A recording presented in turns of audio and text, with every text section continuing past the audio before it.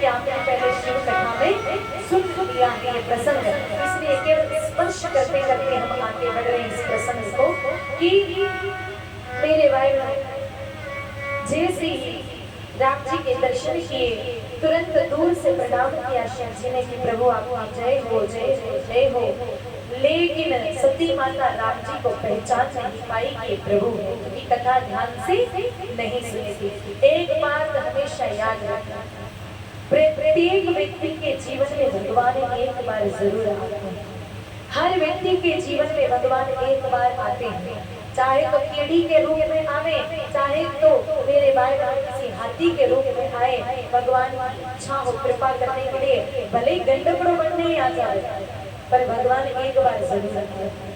अब आप सत्संग सुने, आप कथा उनमें ली तो आप भगवान भले गंडकड़ा रूप में आ जावे, भले कीड़ीरा रूप में आ जावे, भले हाथीरा रूप में आ जावे, पर आप कथा उनमें ली तो आप भगवान ने तुरंत जान जाओ ना कि आप तो भगवान ही है। भले गंडकड़ा रूप बनाने आया पर आप तुम्हारा राम जी ही है।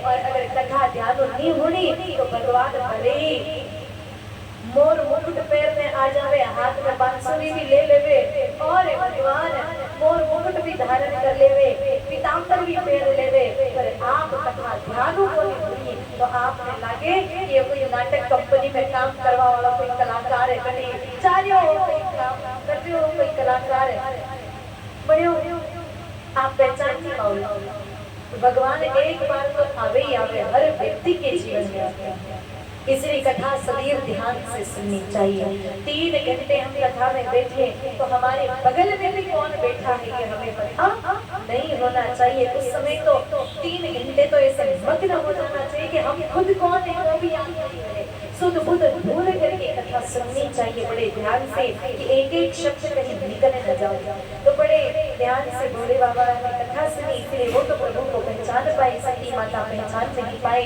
मेरे भाई बहनों,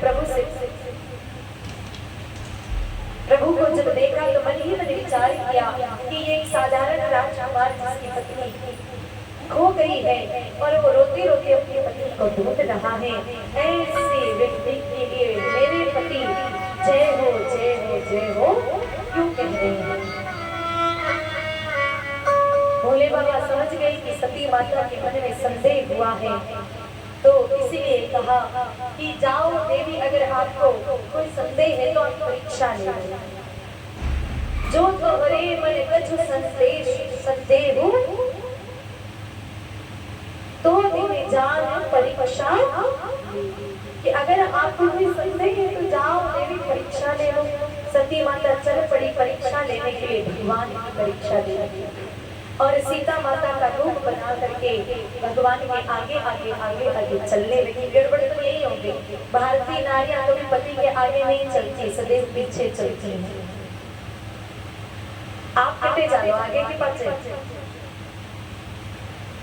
बाबा खेड़ारी माता कटे चले, आगे चले के पाछे चले, पाछे आगे पाछे अगर चलो मैंने खबर नहीं पड़ेगी वो आगे चले, मैंने सब तो भारतीय नारियां ऐसे हैं, वो पति का अनुसरण करती पीछे चलती है। गड़बड़ तो हटे ही होगी। मेरे भाई ने राम पर कहा, हे माँ आपकी जय हो, हे भवानी, हे माँ आप इस घनघोर जंगल में अकेले क्या कर रहे हो। मेरे पिता मेरे स्वामी भोले बाबा कहाँ हैं, आप अकेले क्यों हो यहाँ। मेरी बहन सती माता तो तुरंत बेहोश हो गई, बेसुध हो गई। मैं तो पहचान ली गई हूँ, अब मैं क्या करूँ। वो तो रूप बदल के आए थे, सीता माता का रूप बनाया था, लेकिन फिर भी सती माता पहचान गई। मेरे बहन जब वापस गए, भोले बाबा एक बरगद के पेड़ के नीचे बैठे हैं और कहा देवी परीक्षा लेकर आ गई। कहा नहीं प्रभु, मैंने तो कोई परीक्षा ली नहीं, मैंने तो नेत्र बंद किए और मुझे पता चल गया कि हाँ ये तो स्वयं नारायण है, ये तो राम जी है, ये तो प्रभु है, इसलिए मैं तो परीक्षा ली ही नहीं। देखो सती माता ने पहले तो गलती कर ली कि कथा ध्यान से नहीं सुनी, दूसरी गलती करी कि भगवान की परीक्षा ले, और अब तीसरी सबसे बड़ी गलती सती माता कर रही है, झूठ बोल रही। परीक्षा लेकर आई फिर भी क्या कह रहे कि मैं तो परीक्षा ली भी कोई, मन तो नंगे पड़ गई, या तो भगवान ही है या तो ठाकुर जी है, मैं तो परीक्षा लिए मगर ही आ गया। मैंने परीक्षा नहीं ली।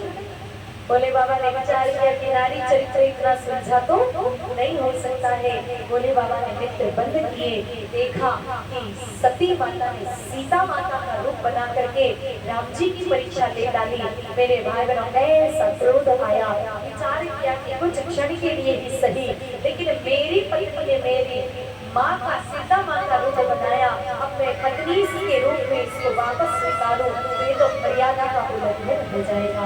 इसीलिए मन ही मन भोले बाबा ने तुरंत संकल्प ले लिया कि मैं सती का अभी भी याद करता हूँ। उसी समय आकाशवाणी हुई कि भोले बाबा आप धन्य हैं, धन्य हैं, धन्य हैं। आपके अतिरिक्त इस संसार में ऐसी कठोर प्रतिज्ञा को ले नहीं सकता। सती माता मेरे भाई बहनों घबराए कि ऐसी क्या प्रतिज्ञा स्वामी ने ली। तब आगे आगे भोले बाबा गए, पीछे पीछे पीछे सती माता गए। रोज तो भोले बाबा सती माता को अपने बगल में बिठा के रखते हैं, लेकिन इस बार मेरे भाई बहनों भोले बाबा ने आसन फेंक दिया सती माता का और स्वयं समाधि में बैठ गए। सती माता को लगा कि पतिदेव नाराज हो गए हैं, भगवान की परीक्षा ली इसलिए, पर राजी हो जाएंगे थोड़ी देर में, घंटे दो घंटे में थोड़ा राजी हो जाएंगे। मेरे भाई ने सती माता इंतजार कर रही है कि भोले बाबा अब उठे, अब उठे, अब उठे। अब माताओं आप पतिदेव की सुबह सुबह रीस करने में चला जाए तो पूरा दिन मन नहीं लगे काम में कि आज तो सुबह सुबह रीस कर ली, टेम्पो खानो ही नहीं खायो। जब तक वापस नहीं आ जाएंगे, जब तक भोजन नहीं करेंगे, जब तक दो शब्द अच्छे से बोल नहीं देंगे, तब तक आपके मन में भी खलबली मचेगी। इधर सती माता को भी भोले बाबा ने त्याग किया, क्रोध करके सती माता बड़ी दुखी है कि अब प्रभु उठेंगे, अब मेरे स्वामी उठेंगे। एक दिन बीता, 2 दिन बीते, 3 दिन बीते, 1 सप्ताह, 2 सप्ताह, महीना, 2 महीना, साल, 2 साल, मेरे भाई 5 साल, 10 साल, 15 साल, 20 साल, 100 साल, 150, 200 साल, 1000 साल, 2000, 5000 साल, 20, 25, 50,000 साल बीत गए, फिर भी अभी तक भोले बाबा की समाधि मेरे भाई बहन खुली नहीं। और अब 81,000 साल हो गए। सती माता मेरे भाई बहन 81,000 साल तक तपस्या करती रही, और जैसे ही 81,000 साल बाद भोले बाबा की दृष्टि खुली, समाधि थोड़ी सी खुली, देखा कि सती सामने उसी स्थिति में बैठी है जितना हजारों साल पहले बैठी थी। मेरे भाई बहन सती माता ने भोजन नहीं किया है, सारे वस्त्र भी मेले हो चुके हैं। जब ये स्थिति भोले बाबा ने देखी तो भोले बाबा को बड़ी दया आई कि सती ने गलती तो की थी राम जी की परीक्षा लेने की, लेकिन अब उस गलती का तो प्रायश्चित हो चुका है, इसीलिए इसको क्षमा कर देना चाहिए। याद रखना, कोई गलती हमसे हो जाए और उस गलती का अगर हम पछतावा कर ले, प्रायश्चित कर ले, तो फिर उस गलती की क्षमा मिल जाती है। पर एक बार ऐसा नहीं कि बार बार कोई गलती करो, बार बार प्रायश्चित कर लो, ऐसा एक बार गलती की है उसका प्रायश्चित कर लो तो गलती की क्षमा मिल जाती है। भोले बाबा ने भी विचार किया कि पहली बार गलती की है, इसलिए प्रायश्चित भी इसने कर दिया है, क्षमा कर दिया। और क्योंकि सती बहुत दुखी है, इसलिए उसका दुख मिटाना चाहिए। दुख मिटाने के लिए तो एक ही साधन है, प्रभु की कथा। क्यों ना इसको भगवान की कथा सुनाई जाए।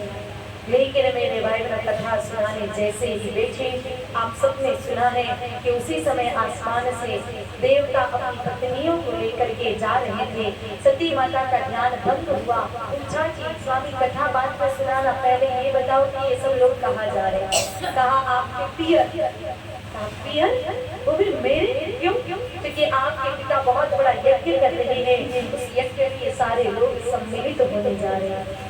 आपा क्यों नहीं जा रहे हैं? क्योंकि आपा ने तो बुलाया क्यों तो ही नहीं आया, अब लो तो ही नहीं आया, तो चला कहा मारे पिताजी के बटे चालवा में कोई तो चाहिए, मारे तो पिताजी खुद लो